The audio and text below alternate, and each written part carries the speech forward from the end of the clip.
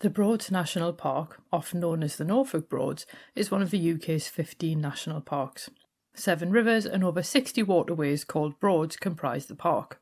In the medieval era, locals dug peat from the land for fuel, but by the 14th century, these channels flooded and created the Broads. They'd become a popular boating destination by the 19th century, and here in the 21st century, the park is Britain's largest protected wetland. Unsurprisingly, the park is also home to spectres, otherworldly beings and bogey beasts. Perhaps Norfolk's most famous resident is Black Shuck. Yet there are also ghostly monks, phantom drummers and the malicious lantern men.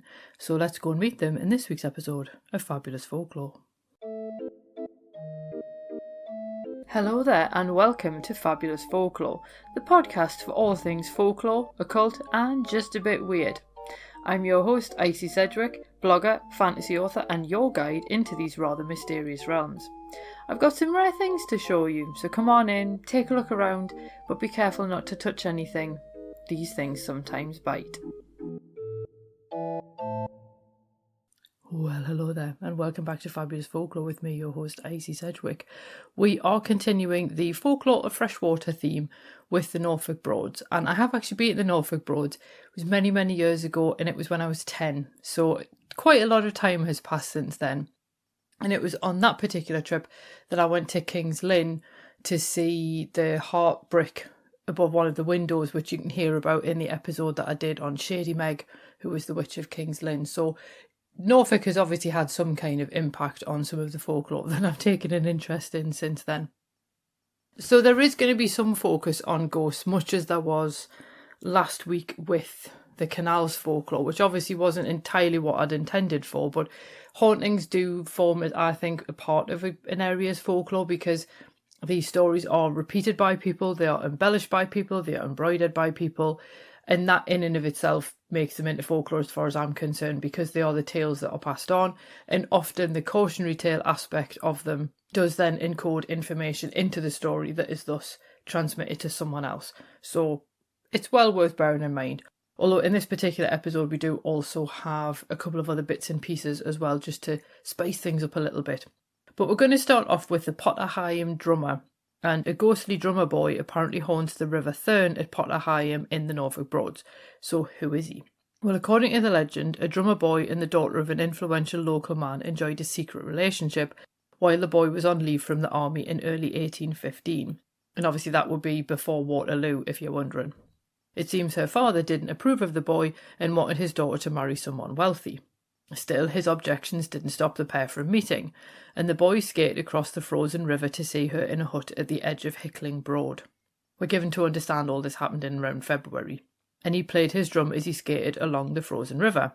Most sources don't name the pair, although J.M. Dixon names them as John Sadler and Lillian Ducker. Now, it is unclear where those names come from, if it's artistic license or part of a genuine tradition, but the fact that no one else names them did rather suggest the former. Either way, the pair kept meeting in secret, but sadly one night the ice cracked. The boy fell into the freezing river and unfortunately drowned. His girlfriend hadn't realised what had happened, so when she saw him skating up the river, she thought all was well until he vanished when he reached her, at which point she realised something must have happened to him. It took a few days to retrieve his body because no one could walk on the ice because it was too thin, but it was still too thick to get a boat through. Now, in some versions of the story, his ghost continues to skate on the river every year, although some sightings specify that this only happens in February. A local version also specified that his ghost only skated on the ice, drumming as he went, to warn that the ice was too thin. Jennifer Westwood points out that this warning only appears in this single tradition, so it's unclear if that's part of the legend or something added by the writer. I did also find that witnesses had reported a female rower ghost on the River Thurn, but I couldn't find out anything else about who she might be. But I think the drummer is the more famous of those two spectres, and there is a sense that it's a doomed romance story, which are very, very common in folklore and in real life, I would argue. And it's that sense that he's thrown caution to the wind in order to see his love, and then he ends up paying the price for that. But obviously there's also a cautionary tale in there as well of not skating on a frozen river. Now we're going to head off to Ranworth Broad for our next story, and in the 1530s, Brother Pacificus, a monk at St Benet's Abbey, took on the job of repairing a rood screen at St Helen's Church in Ranworth, and he and his dog rode from the abbey to the church in the morning. Brother Pacificus would do his work all day, and then he and his dog would return back to the abbey every evening. And so this continued, no doubt being a bit of a change in the otherwise monotonous life in the abbey, until one evening Brother Pacificus returned to a horrifying scene of violence and murder. It seems that Henry VIII's soldiers had been by and slaughtered Pacificus's brother monks as part of the dissolution of the monasteries. A devastating and grieving Brother Pacificus remained alone at the abbey, and after he died, the locals buried him at St. Helens. People still see his sad figure rowing across the Broad to the church in the early morning, a ghostly dog still standing in the bow. I find this story really, really sad because it must have been so awful and so traumatising for the particular scene that he would have witnessed when he came back. Essentially, he's been out at work all day and then comes back to this slaughter that's gone on. And I think the idea that he would have been the one that survived purely because he was at work would probably have given him a fair degree of guilt as well. But it does also fascinate me that if you listen to some people in the way that they describe hauntings, the part that should have been preserved for witnesses to encounter should have been the violent slaughter of the monks. But instead, the part that gets preserved is the humdrum everyday activity of the monk going to work every morning. So I do find that one's a particularly interesting one, particularly in the context of something like stone tape theory, which people continue to spout as being a genuine theory, despite the fact it's pseudoscience. And I do think that this one shows how actually, in this particular instance, it's a repetitive task conducted on water, so not stone, that is the one that apparently gets recorded and replayed, not the highly emotional and highly charged activity that happens in the abbey. That's worth bearing in mind, I think. For our next story, which is a completely different change of gear, we've got the Calop Pit. And this one might seem like a bit of a weird inclusion in something about the folklore of freshwater.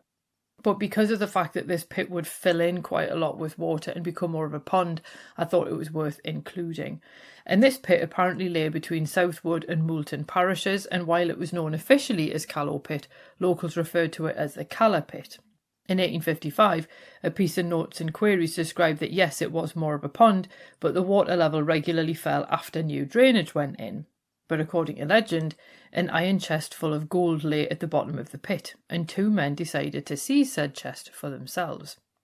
One day, when the waters lay lower than usual, they laid ladders across the pit to form a kind of platform. They climbed out onto this platform, which I dare say was probably fairly precarious, and they managed to push a thick staff through the ring on the chest lid and heave it up out of the water. Lifting the staff up to their shoulders, they prepared to leave their makeshift bridge. Except, one exclaimed, and I quote, "We've got it safe and the devil himself can't get it from us," end quote. Well, what do you know? A cloud of sulphurous smoke surrounded them, and a hand and arm thrust out of the water. It grabbed the chest and wrestled it away from the men, only to sink back under the water. The men only managed to keep hold of the ring from the chest, which they added to the Southwood church door. It's also worth bearing in mind that nobody ever saw the chest again. Jennifer Westwood updated the story in 2005 and added that the church fell into ruin in the 1880s, so according to legend, someone took the ring to the church at nearby Limpenhoe and fixed it to the north door. Now, while the north door in churches across England was considered the devil's door, at this church it's also their main entrance, so it's more likely that it was put there so that people would see it, unless through its links to the devil. But you do know how much I do love a good folktale involving the devil, and I thought this one, with its link to a pond, was quite interesting. But this notion of keeping quiet while hunting for treasure is also very pervasive in folklore, and a story from Ling near Dereham featured a similar motif. So in that story, which apparently took place at the start of the 19th century, two men pulled a silver chalice out of the River Wensum. One of them cried aloud, and the chalice jumped out of their hands and back into the water, never to be seen again. And also, I have talked about this motif before, because even in Northumberland, a man went treasure hunting at the behest of the ghost of Megameldon, and one of the conditions given was that he needed to remain silent throughout the entire operation.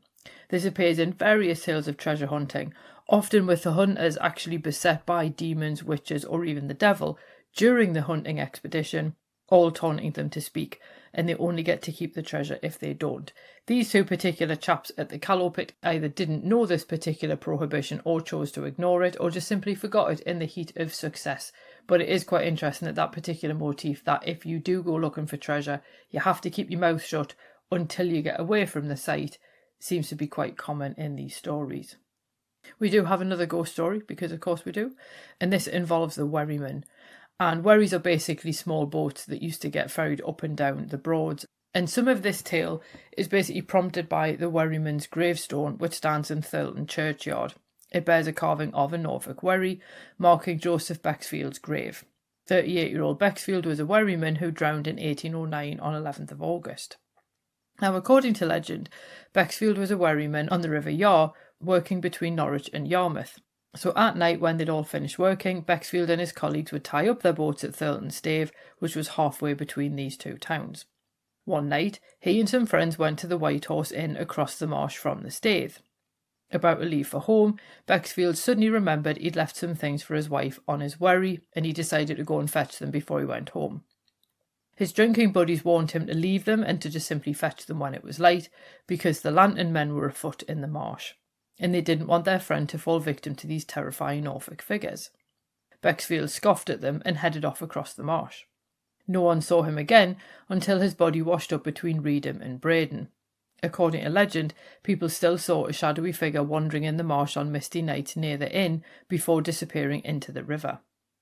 Interestingly, by the 1940s, the ghost had disappeared from the story and was replaced by the lantern men as being the true danger of the marsh. It's unclear if people ever actually feared the shadowy figure wandering in the marsh, or if he was more of a caution not to cross a space like that in the mist, but it is interesting that he gets replaced with something more scary. And with our focus on freshwater, I wasn't originally going to include the lantern men, but their appearance in this story essentially made it quite prudent to put them in after all, and marshes are, after all, related to freshwater.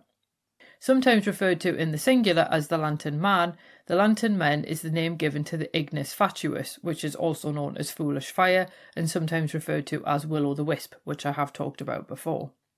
The pragmatic explanation sees the lights that bob about above the marsh as being the result of marsh gas spontaneously combusting. The folklore explanation sees these beings as entirely malevolent, hell-bent on luring people into ponds, bogs, or other unsafe spaces. People also believe that the lantern men hated anybody who actually carried lanterns, and in these stories, the lantern men would snatch a person's lantern and break it. A story from the 1870s saw a man put his lantern down and run away, and when he looked back, the lantern man was engrossed in kicking the lantern. In this instance, at least it proved to be a good distraction, allowing the man to flee and live to tell the tale. It was also important not to disrespect the lantern men. A lantern man knocked one man from his horse after the man had called him a will-o'-the-wisp, and another one followed an old man home who jeered at him. This is also a common trait in stories involving otherworldly beings. If you can't avoid them, treat them with respect, but do not trust them. So obviously in this case, don't trust the lights that you see in the marsh. But that these stories involving the lantern men always happen at night is also important. Marshes and bogs are dangerous places by daylight, yes, but when you can't see where you're going, they're even more so. Tales of the lantern men become cautionary tales to warn people, especially lone travellers, away from dangerous natural spaces. Now, there are far more ghost stories related to the Norfolk Broads than I've covered here, and after all, I wanted to focus on those stories involving water as part of the folklore of freshwater theme. Yet, as we found with canals, I do wonder how much this presence of water amplifies this spectral activity. We can likely attribute the lantern men to the same phenomenon that produces the will-o'-the-wisp, although I would never say that to a lantern man directly, and the spectral monks speak to the often brutal history of the area, while the ghostly Worryman cautions against wandering in the marsh at night. The phantom drummer at Potterheim is a sad story indeed, especially for a drummer who escaped the horrors of the Napoleonic War only to drown in icy water at home. And while we'll never know if the name he's given by J.M. Dixon was his real name, or if he even existed, he too provides a cautionary tale about venturing onto the ice. Even the Calop Pit gives us a bit of a caution, and that is, keep your mouth shut while you're looking for treasure. But if you do find yourself pottering about on a boat in the Broads, keep your eyes open.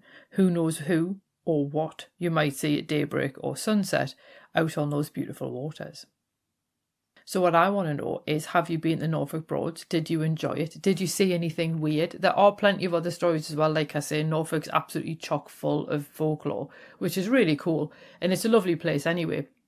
But because I wanted to focus very specifically on the water, that was why I had to narrow down which ones I looked at. I do also have an episode on the Black Shuck as well that's separate, so there was no point kind of covering that again, particularly because there's not that link there with water, which is what I was looking for. Next week, as I think I've mentioned before, we are going to be tracing the route of the Lochburn in Newcastle. And this is going to be quite a fun opportunity for me because obviously it's Newcastle and you all know how much I love sharing Newcastle and Northumberland's folklore and legends and ghost stories indeed with you. But it does mean that I get to cover certain little snippets of folk tales which aren't enough to sustain an entire episode perhaps, but fit in quite nicely with the route of this particular river, which is still there, and it did make its presence felt quite spectacularly during Thunder Thursday back in 2012.